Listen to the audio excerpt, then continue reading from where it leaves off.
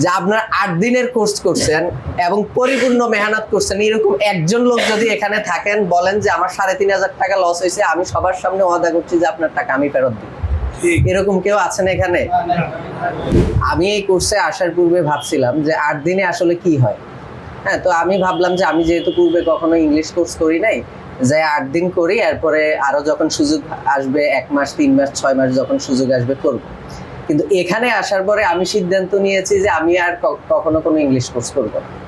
কারণ স্যারের যে বইটা আছে, এই বইটা আসলে আমি প্রথমে এখানে যখন গৃহের প্রজ্ঞাবান শিক্ষক দেখছিলাম, তখন আমার মনে হয়েছে যে মানে এটা কি ধরনের কথা, একটু আত্ম অহংকারী কথা হয়ে গেল না? কিন্তু আমি এখন সাক্ষ্য দিচ্ছি যে এইটার চাইতে প্রজ্ঞাবান শিক্ষক মানে আর দরকার নেই।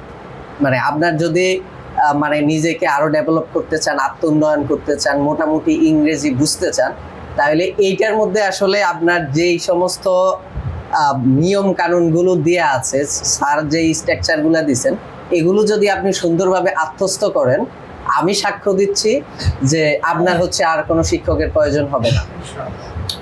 আর স্যারের কোর্সটা করার কোর্সে আসার সময় মানে প্রথমেই স্যারের সাথে তো ফোনে কথা বললাম, তো আমার স্যারের প্রতি আসলে খুব মানে আন্তরিক মনে হইলো। অন্যদেরকে কল দিলে একটা আছে না, এই আসেন চলে আসেন, আসলে দেখা যাবে, মানে স্যার হচ্ছে এমন ভাবে কথা বলছে যে আমি বাড়ি থেকেই আসলে সিদ্ধান্ত নিতে পারছি যে এখানে কি হবে। মানে সূর্য চাঁদ দেখলেই বোঝা যায় না যে আজকের আকাশের অবস্থা কি হবে। মানে স্যারের সাথে ফোনে কথা বলেই প্রথমে এটা বুঝছি।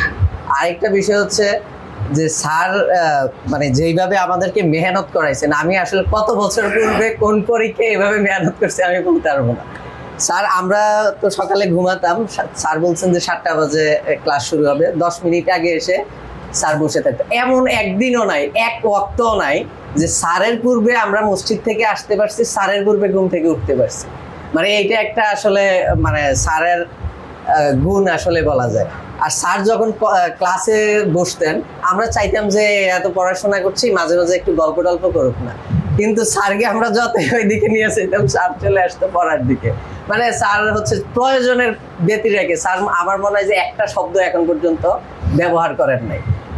যার কারণে এই যে আমরা 8 দিনে, আমার মনে হয় যে 3 মাস যদি আমরা কোনো একটা কোর্স করতাম, 8 দিনে এই জিনিসটা হয়ে গেছে। আমরা সকাল 7টা থেকে রাত 11টা পর্যন্ত প্রায় 15-16 ঘন্টা, মাঝখানে নামাজের জন্য হয়তো 15 মিনিট সর্বোচ্চ, খাবারের জন্য সর্বোচ্চ 15 মিনিট, এর বাহিরে মানে 1 সেকেন্ড সময়ও আসলে আমাদের অপচয় হয় না।